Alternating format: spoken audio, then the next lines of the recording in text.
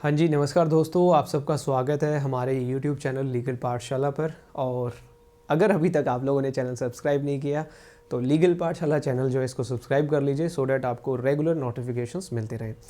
और साथ साथ आप हमारा लीगल पाठशाला टेलीग्राम ग्रुप भी ज्वाइन कर सकते हैं। वहाँ पे रेगुलर अपडेट्स जो भी अपकमिंग वैकेंसीज़ हैं या जो हमारी फ्री क्लासेस हो रही हैं अनअकैडमी के ऊपर भी, बाकी प्लेटफॉर्म पे भी, उनके लिंक आपको वहाँ पे टाइम टू टाइम मिलते रहते हैं। तो चलिए स्टार्ट करते हैं आज का सेशन। आज के सेशन में एक काफ़ी इंटरेस्टिंग टॉपिक मैं कवर कर रहा हूँ, ठीक है। काफ़ी बार देखा गया है कि इंटरव्यू में ये वाला जो क्वेश्चन है काफ़ी बार पूछा जाता है, ठीक है। बड़ा अच्छा टॉपिक है, जैसा कि आपने थंबनेल में भी देखा है, decree without summons.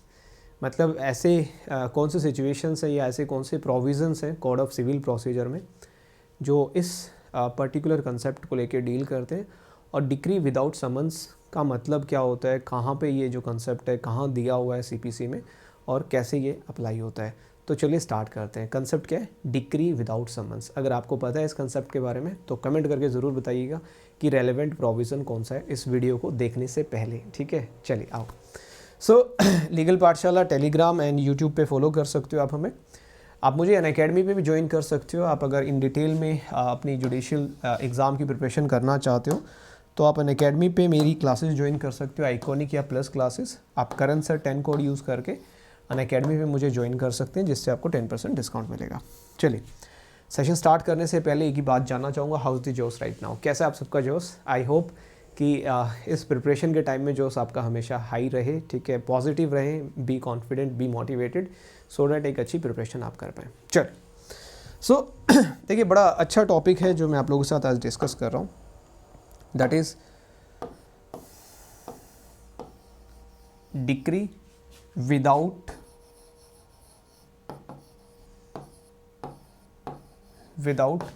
Summons.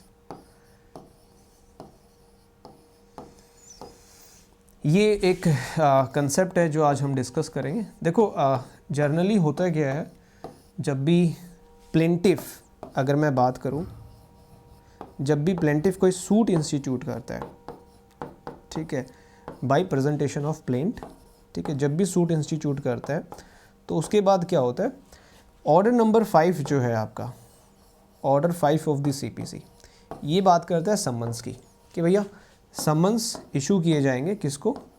Defendant को समन्स इशू किए जाएंगे, सो डैट वो अपनी आके रिटर्न स्टेटमेंट सबमिट कर सके, है ना। यही कंसेप्ट आप लोगों ने आज तक पढ़ा हुआ है ना, decree without summons. But generally होता है क्या है, जब भी सूट इंस्टीट्यूट किया जाता है प्लेंटिफ के द्वारा बाय प्रेजेंटेशन ऑफ प्लेंट, ठीक है, सूट इंस्टीट्यूशन के बाद ऑर्डर 5 ये कहता है कि आप सम्मन इशू करेंगे, ठीक है, किसको? डिफेंडेंट को। और डिफेंडेंट अपीयर होगा रिटर्न स्टेटमेंट के साथ, WS के साथ, जो आप ऑर्डर 5 में पढ़ते हो, ठीक है।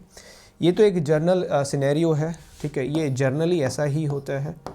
ऑलमोस्ट जितने भी केसेस होते हैं सब में यही एक सेम पैटर्न अडॉप्ट किया जाता है कि प्लेंटिफ सूट इंस्टीट्यूट करता है। जैसे ही प्लेंटिफ सूट इंस्टीट्यूट करता है, ऑर्डर 5 ये कहता है कि आप सम्मन्स इशू करेंगे और साथ साथ में उसकी सम्मन्स की जो सर्विस है उसके बारे में ऑर्डर 5 डील करता है। जनरली मतलब डिफेंडेंट को सम्मन्स दिए जाते हैं, डिफेंडेंट अपनी रिटर्न स्टेटमेंट लेके आता है, उसके बाद आगे की प्रोसीडिंग्स चलती है।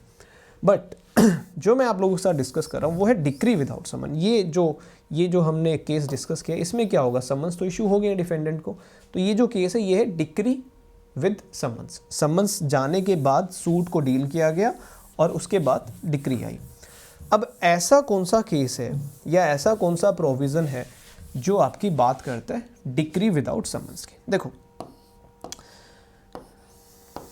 प्लेंटिफ ने सूट इंस्टीट्यूट किया, ठीक है, सूट इंस्टीट्यूट करने के बाद ऑर्डर 5 कहता है कि आप समन्स इशू करेंगे डिफेंडेंट को, है ना, समन्स टू डिफेंडेंट, ठीक है। यहीं पे ऑर्डर 5 ये बात भी कहता है कि कहाँ पे आपको समन्स इशू करने की रिक्वायरमेंट नहीं है, ठीक है, समन्स आपको डिफेंडेंट को इशू करने की रिक्वायरमेंट नहीं है। सो उस केस में क्या होता है, उस केस में बिना ही समन इशू किए, without issuing summon to the defendant, court जो है डिक्री पास कर देती है। अब आप लोग सोचोगे सर ऐसा तो कोई प्रोविज़न है ही नहीं, और काफ़ी सारे स्टूडेंट ने इसके बारे में सुना भी नहीं होगा कि ऐसा भी हो सकता है क्या, डिक्री विदाउट समन्स भी हो सकती है क्या, बिना डिफेंडेंट को समन इशू किए डिक्री आ सकती है किसी सूट में, बिल्कुल आ सकती है। एक्स पार्टी डिक्री की बात नहीं कर रहा हूँ, एक्स पार्टी डिक्री के अंदर भी समन इशू किए जाते हैं, और समन इशू करने के बाद अगर डिफेंडेंट नहीं आता तो उसके बाद एक्स पार्टी प्रोसीडिंग्स होती है। मैं एक्स पार्टी डिक्री की बात नहीं कर रहा हूँ, मैं बात कर रहा हूँ एक ऐसे केस की जहाँ पे समन ही हम इशू नहीं करें डिफेंडेंट को और केस के अंदर डिक्री आ रही है ना। तो चलिए आपको मैं एक रेलेवेंट प्रोविज़न जो है सीपीसी का उससे आपकी मुलाकात करवाता हूँ, जो आपको बताएगा कि डिक्री विदाउट समन्स किन सिचुएशंस में, किन केसेस में पास की जा सकती है। आइए, सो ऑर्डर 5 मैं आप लोगों के लिए लेके आया हूँ आपकी स्क्रीन के ऊपर। देखिए ऑर्डर 5 जो है बात करता है issue and service of summons. इसका रूल 1 आप देखेंगे बड़ा इंपॉर्टेंट है, जो बात करता है समन्स की। इसको पढ़ते हैं, थोड़ा सा समझते हैं। देखिए आता है when a suit has been duly instituted, जो मैंने अभी आपको बताया कि प्लेंटिफ अपना सूट इंस्टीट्यूट करता है by presentation of a plaint. Suit duly institute हो गया है, ठीक है, जो भी कंडीशंस दी हुई है इंस्टीट्यूशन ऑफ सूट के लिए उनको आपने कंप्लाई विद किया है। सूट इंस्टीट्यूट होने के बाद अ समन्स मे, ये देखो यहाँ पे एक तो मे वर्ड लिखा हुआ है, may be issued to the defendant, मतलब शेल नहीं है तो मैंडेटरी नहीं है हर केस में समन्स इशू करना डिफेंडेंट को, ठीक है।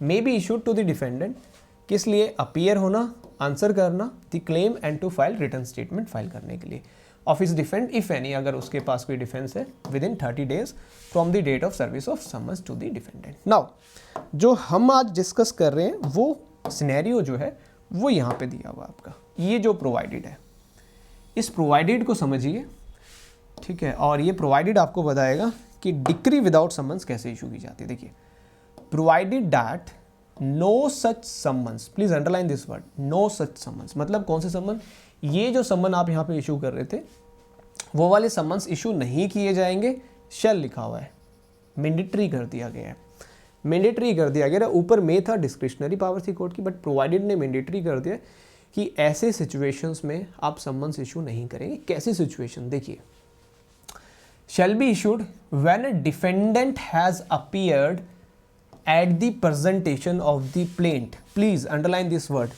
appear, appearance of the defendant plus admitted. Please underline this word, appear हुआ defendant और वो admit कर रहा है, क्या admit कर रहा है, plaintiff's claim, plaintiff's claim, plaintiff's claim. So यहाँ से एक चीज़ क्लियर हो गई है कि अगर ऐसी कोई सिचुएशन है जहाँ पे प्लेंटिफ ने क्या किया है, प्लेंटिफ ने प्लेंट जो है अपनी प्रेजेंट की है, और प्लेंट प्रेजेंट करते वक्त ये लिखा हुआ है ना, at the presentation of the plaint. जैसे ही फॉर एग्जांपल मैं प्लेंटिफ हूँ, मैं आपके अगेंस्ट एक सूट इंस्टीट्यूट करना चाहता हूँ, तो जैसे ही मैंने प्लेंट प्रेजेंट की है उस वक्त डिफेंडेंट अपीयर हो जाता है, ठीक है, और डिफेंडेंट प्लेंटिफ के जो भी क्लेम्स हैं उनको एडमिट कर लेता है, ठीक है। Appearance plus admission on the part of the defendant towards the claim regarding the plaintiff, this is the concept of decree without summons. अब आप देखोगे इस प्रोवाइडेड में ना, इस प्रोवाइडेड में समन इशू करने की रिक्वायरमेंट ही नहीं है। So this provided is known as decree without summons, decree without summons, है ना। तो ये एक वो सिचुएशन है जहां पे आपको समन इशू करने की रिक्वायरमेंट नहीं है डिफेंडेंट को, because defendant at the time of presentation of plaint defendant appear हो गया है, और अपीयर होते ही उसने साथ ही साथ में क्या कर लिया, एडमिट कर लिया प्लेंटिफ का claim. So facts admitted need not be proved, Indian evidence act में भी आपने पढ़ा हुआ रेलेवेंट सेक्शन, कमेंट करके जरूर बताइएगा। So this is the concept of decree without summons. ऐसे और इंटरेस्टिंग कंसेप्ट आप जानना चाहते हो सीपीसी के या किसी भी सब्जेक्ट के, किसी भी एक्ट के जो इंटरव्यू में आपसे पूछे जाते हैं, तो इस वीडियो के नीचे कमेंट करके ज़रूर बताइएगा, ठीक है, सो डैट मैं ये जो सीरीज़ है कुछ इंटरेस्टिंग जो टॉपिक्स हैं, जो कंसेप्ट्स हैं जिनको कोई कवर अप नहीं करता, उनको हम डिस्कस करेंगे, ठीक है। सो हमेशा याद रखिएगा जो प्रोविज़ो है सब रूल 1, ठीक है, सब रूल 1 का जो प्रोविज़ो है वो उन केसेस की बात करता है जहाँ पे डिक्री पास की जा सकती है, may be passed against A defendant without issue और सर्विस ऑफ समन्स, ठीक है। ना ही सम्मन इशू करने की रिक्वायरमेंट है यहाँ पे, ना ही डिफेंडेंट के ऊपर समन्स की सर्विस करवाने की रिक्वायरमेंट है। ठीक है, हमेशा याद रखिएगा ऑर्डर 5 रूल 1 सब रूल 1 का जो प्रोविजो है वो बात करता है। ये जो प्रोविजो, इस प्रोविजो को आप ध्यान से पढ़ना। अगर आप और डिटेल में, बिल्कुल इन डिटेल सीपीसी पढ़ना चाहते हो, बहुत अच्छी एक कमांड करना चाहते हो सीपीसी के कंसेप्ट्स के ऊपर, तो आप मुझे अनअकैडमी पे ज्वाइन कर सकते हैं, मेरी प्लस क्लासेस, ठीक है, या आइकॉनिक क्लासेस करण सर 10 कोड यूज़ करके। कैसा लगा ये आज का कंसेप्ट आपको, डिग्री विदाउट समन? अगर अच्छा लगा हो तो वीडियो को लाइक करना, शेयर करना और कमेंट करके ज़रूर बताना कि ऐसे ऐसे और कंसेप्ट्स आप जानना चाहते हो या नहीं जानना चाहते। So this is from my side. आप लीगल पाठशाला को सब्सक्राइब करें, साथ ही साथ में बहुत ज़रूरी है कि आप इंस्टाग्राम पे भी फॉलो करें, फेसबुक पे भी करें, और सबसे इम्पॉर्टेंट जो है टेलीग्राम पे लीगल पाठशाला को आप फॉलो करें, ज्वाइन करें। टेलीग्राम ग्रुप फ्री है। अनअकैडमी पे आप मुझे फॉलो करें, करण सांगवान। ठीक है, so this is for today session. I hope video आपको अच्छी लगी हो। चलिए, thank you. Like share comment करना ना भूलें। आपका अपना चैनल है, आते रहें बार बार और दोस्तों को भी साथ में लेके आते रहें अगर ऐसे इंटरेस्टिंग टॉपिक्स आपको समझने हैं, ठीक है, या कंसेप्ट और अच्छे करने। Bye, see you. मिलते हैं नेक्स्ट वीडियो में, तब तक के लिए वीडियो को लाइक करना, शेयर करना और कमेंट जरूर करना कोई भी डाउट हो तो। बाय।